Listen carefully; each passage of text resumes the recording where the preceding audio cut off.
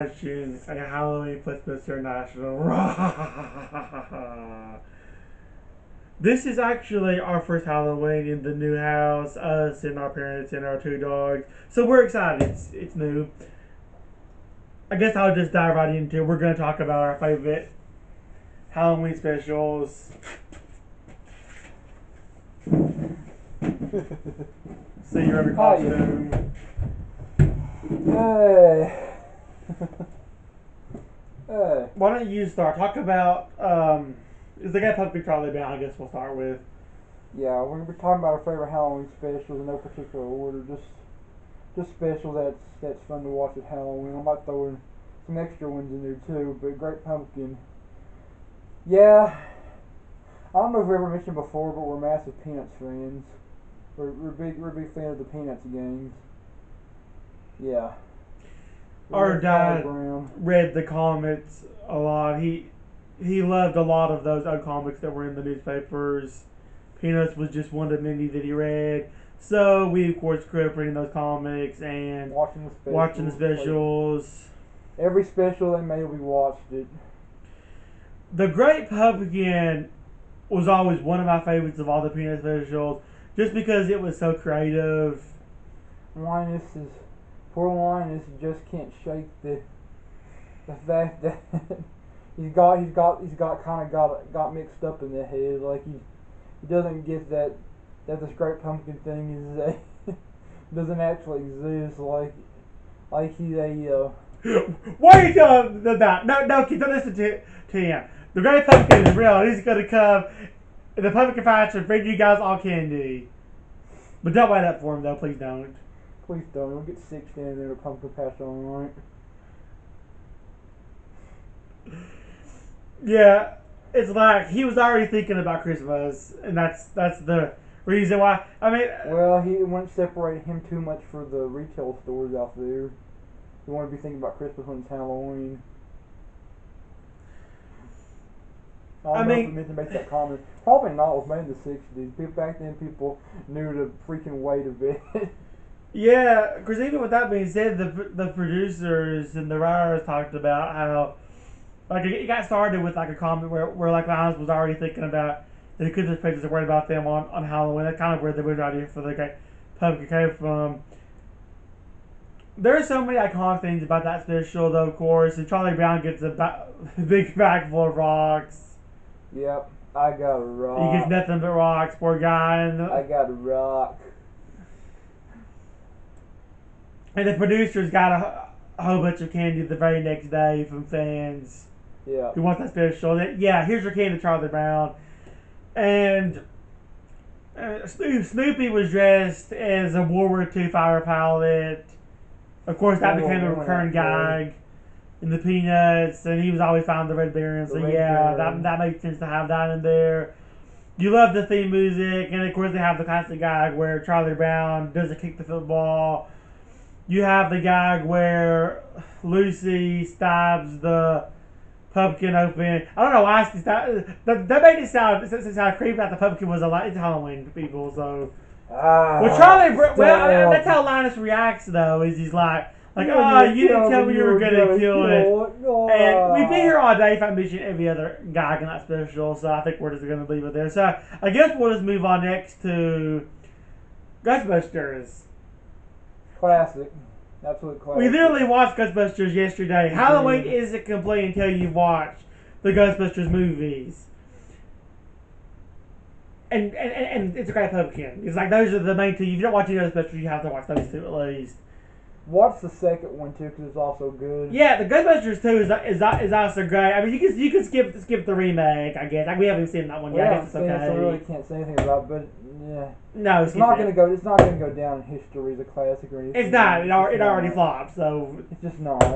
I mean, we love Slimer. I mean, if we can't say the Ghostbusters theme is favorite character, because really I can't pick just one anyways. Slimer would be our favorite after that.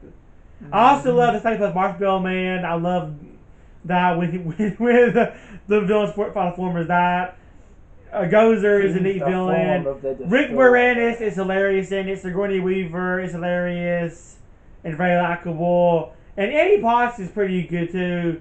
even if her screen time is a little more limited. And one thing that I really like about Ghostbusters too is that Slimer actually does have a lot more screen time. Rick Moranis has more screen time, so that's something that makes Ghostbusters 2 better in some ways. I say that both films are just as good, but we're probably in the minority of people that say both films are just as good. Most people say the second one isn't quite as good, but whatever. You gotta watch. We still haven't watched Ghostbusters 2 yet. I think we're trying to squeeze it in sometime though. So I guess we'll move on to The Nightmare Before Christmas and Corpse Bride. Two classic Tim Burton stop motion films. You gotta love them both. Even Tim Burton didn't direct The Nightmare Before Christmas. It's very much his film. It's even titled fully Tim Burton's The Nightmare Before Christmas. The character Jack Skellington was in his mind already before the movie even came out. So was Edward Scissorhands, and we'll talk about that next. And do you have anything else to add? This is Halloween. Halloween. The music for both films is done by Danny Elfman. Danny Elfman does all the singing parts for Jack Skellington, while Chris Sarandon plays the talking parts.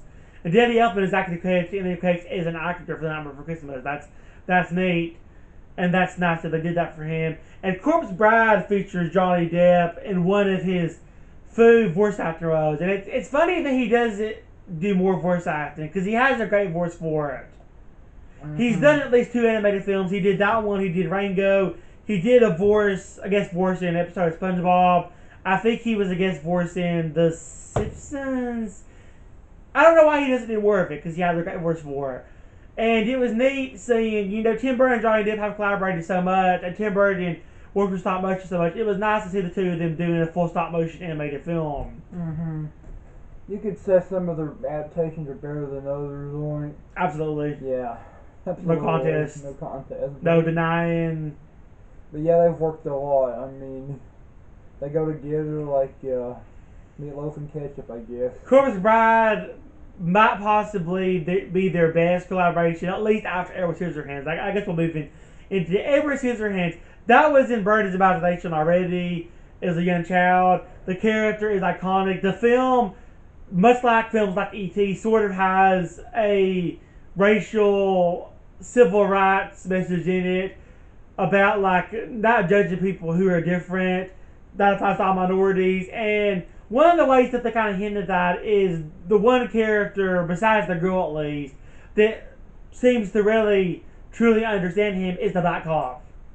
Mm-hmm. The black guy understands him. So he knows that he's good. Like he's not meant to be feared. That's not a coincidence. That was definitely intentional on their part. It's one of Vincent Price's last roles. That's true. Vincent Price does have a role in that film. He's the scientist. He's actually his creator. If I'm not mistaken. Yeah, and who else is in it? Winona Ryder is the girl. All you Stranger Things fans out there are going to be squealing after hearing. Yeah, we still haven't watched that. Sorry, but yeah, Winona Ryder. She's also in another Tim Burton movie, which we'll probably mention after. Is she on Stranger Things? Yeah, she's on Stranger Things. Oh, that makes sense. Yeah, wasn't she actually? Was she not in The Night Before Christmas too? As the voice of Jack's love interest?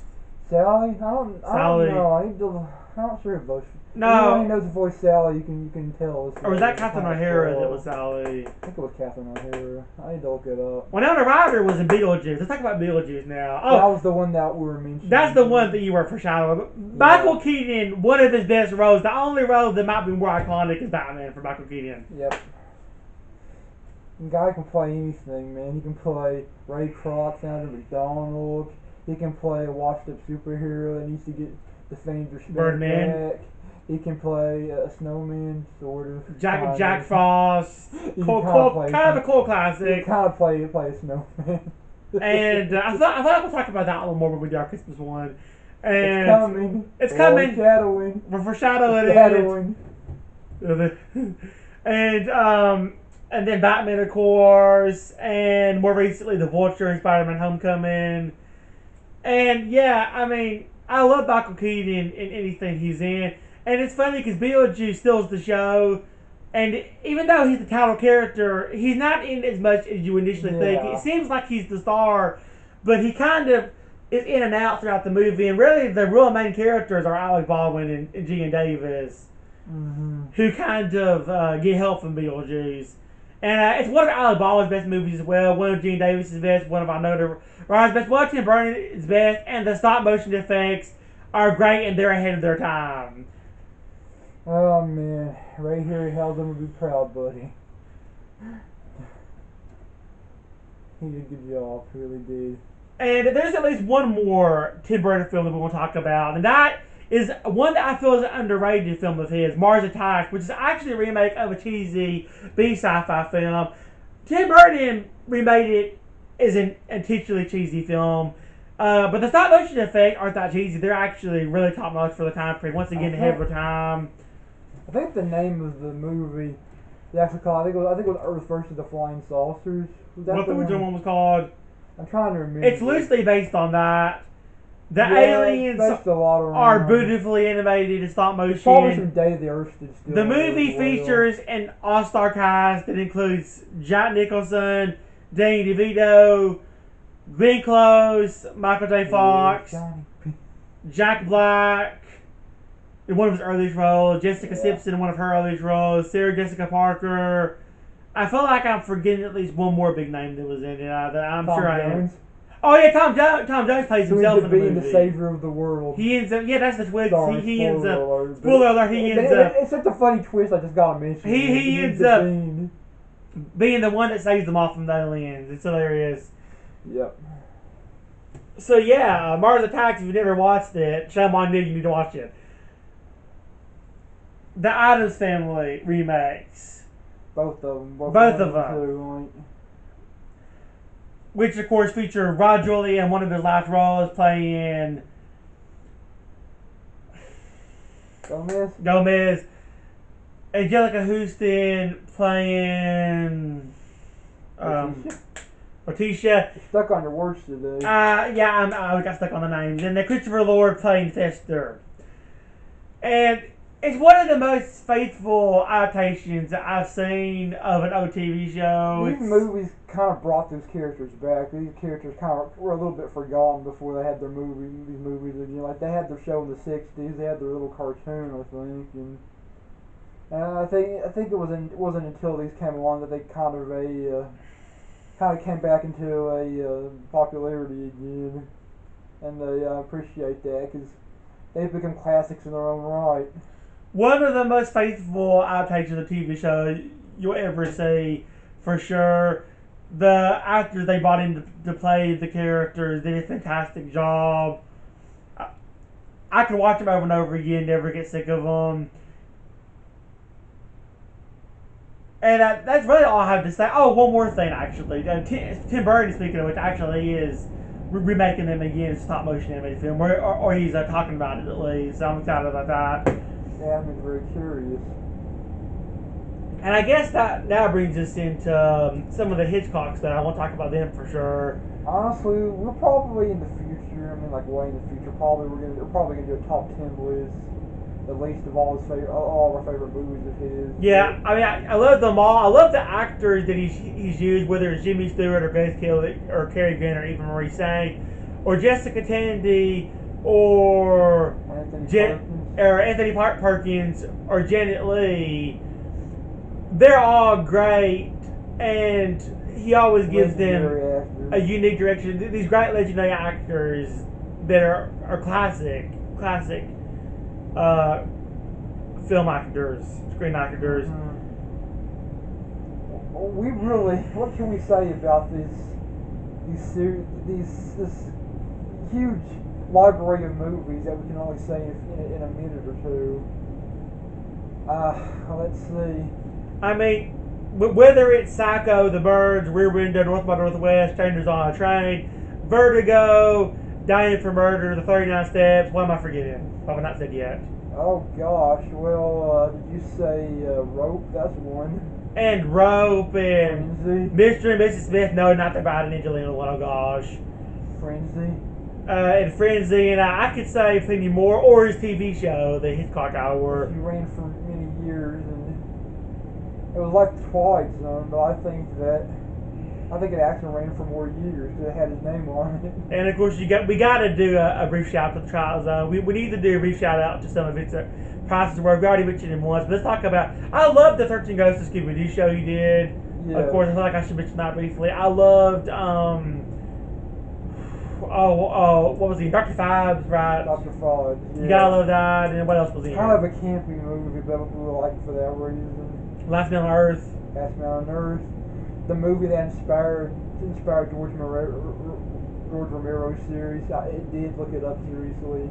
It served as the basis for movies like Night of the Living Dead and the whole Dead series, basically. And we gotta do a shout out also to the early work of Boris Karloff and Christopher Lee with Frankenstein and Dracula, and then Young Frankenstein, which is a hilarious satire with Gene Wilder and Peter Bull, and Mel Brooks directed it. I love that when they're singing "Putting on the Ritz." My favorite thing. That's a hilarious and classic. And going back to Hitchcock, I mean, it was largely the inspiration for some of Stephen King stuff, like The Shining, and that's another. Those are other things you can watch at Halloween. Those are other and The Shining, which also had Jack Nicholson in it, who we already mentioned. Great movie, pretty darn scary. One Flew Over the Cuckoo's Nest. That's a classic movie. We haven't actually watched that one though, but I will do a shout out to it that we need to watch it sometime. That's with Jack Nicholson and Danny DeVito. Also, and that's Silence of the Lambs. Silence of the Lambs. Hitchcock inspired that film with Anthony Hopkins, who's brilliant as Dr. Hannibal Lecter. And a lot of Shyamalan's early work, most notably The Sixth Sense, was we watched for the first time in its full. Finally, we've seen about half of it. We finally watched the full movie recently. Oh my gosh, it's a great movie. The twist is brilliant. We waited so long to see all of it. If you don't know the twist already, we will not spoil it. It's absolutely brilliant, and you can't watch the movie. Spoil a twist that's probably gonna get spoiled for you if you see anywhere on the internet because the movie's nearly 20 years old now, but whatever. Well, don't look up the movie online. That's what I say to people. Just don't look it up. Just watch the movie. And that way you can enjoy the movie and appreciate the twist for what it is. Are there any other movies, specials you want to talk about? I feel like we covered the basics. You mentioned Christopher Lee. Did you mention the work of Hammer Studios? What are you talking about? In the 50s, in the late 50s, they thought they would reboot a lot of the old Universal monster movies like Frankenstein and Dracula and put their own spins on them. The Frankenstein series became more about Dr. Frankenstein, less about the monster. Lee played the monster in the first Curse of Frankenstein, but Dr. Frankenstein was played by Peter Cushing, and you Star Wars fans, you all know that he was Tarkin. And Christopher Lee was Count Dooku, so ironically, both actors ended up in Star Wars films later down the line in their careers, but two different Star Wars films. Two different Star Wars not films. One together. Yeah, not one together, even though they know each other, they're good friends, and they did a lot of work together. They weren't in the movies at the same time, which I find kind of weird. Of course, Christopher Lee outlived Peter Cushing about quite a few years. Yeah, Peter Cushing passed away in the 90s. Christopher Lee passed away more recently, 2014, I believe. Yeah, I think so.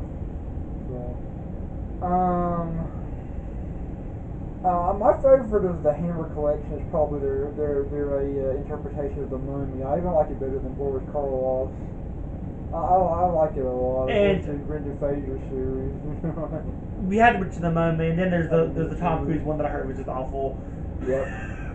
And I feel like we also should do at least a very brief shout out to some of the B sci-fi horror films besides the film that was tax-based on. There's also Attack of the Killer Tomatoes. Love it. Wonderful. Hilarious. Delightful, cheesy movie. Santa Claus Conquers the Martians. Yeah, some of these titles you'll probably hear and you won't believe us, but no, they're real. Just look them up. And Teenagers from Outer Space, just the name of food. There are a few that are a bit more up on the list of the sci-fi stuff. Like I also enjoy the old World of World, back before Tom Cruise was in it. And I do like the Tom Cruise one too, though. Actually, the new one's good too. It's still good. I also I like this show. The Day the Earth is Still the original. Yeah, that one's good. I like this one that TCM likes, the show called Village of the Damned and Children of the Damned. About the sequel. Yeah, they're about children with weird powers that. Well, I won't spoil. And this film, you're kind of stretching it a little bit calling a Halloween film, but it kind of works. Doctor Strangelove, not to be confused with Dr. Five. Dr. Strangelove, also not to be confused with Doctor Strange. Yeah, thank you. That was a comedy film with Peter Sellers, classic. Yeah. And yeah, I guess we should Cold start wrapping it up War now. Yeah, let's kind of wrap it up a little bit Let's here. wrap it up. I like the Gremlins. Oh, and the Gremlins. We gotta talk about Gremlins it briefly. It's a good movie. I mean, and the thing is, you can watch it at Christmas too, just like with Nightmare Before Christmas. Because it said You at watch Christmas. It said at Christmas. It's an especially dark Christmas movie. I wouldn't show it to a really young one. I mean, because it thinks it can get pretty freaky. But And Jaws. Jaws, yeah. Although a lot of people like to think of it as a summer movie, it can work for Halloween as well. You know, really, there's a lot of stuff you guys anyone can watch at Halloween. Yeah, I mean, it's hard to keep this video short. We need to try to wrap it up so it doesn't end up being too drawn out. I wanted to mention briefly that back in our day, we used to like to watch the cartoons on Nickelodeon Cartoon Network a lot, and they had some pretty good Halloween specials. Rugrats had a couple of good ones. SpongeBob's had a couple good ones. SpongeBob had a brand new good one. Recently, that was stop motion. Yeah. Kind of the feel of your classic Halloween specials. It was great. And I feel like that's going to become a modern classic. I also feel like the David's Pumpkins Halloween special will become a modern classic too. If you haven't seen that, hopefully it's on demand or somewhere online where you can watch it. But yeah, that aired last Saturday. That was hilarious. For David's Pumpkins! Tom Hanks playing his popular character from SNL, popular Halloween character. It's going to be a classic for sure. Whoever said holiday specials were dead, they're coming back. Believe me. They're coming back. It's not just the Hallmark Channel anymore. That's cranking them out. We're getting some good holiday specials again, guys.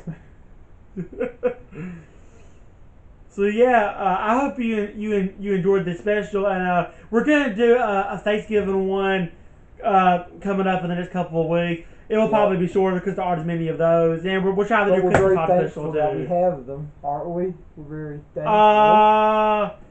And yeah, thank you everybody for watching FunSmithsInternational. Tell us what some of your favorite Halloween movie specials are, and good night, everybody. Happy Halloween. Oh, and be safe, everybody. Yeah, be safe.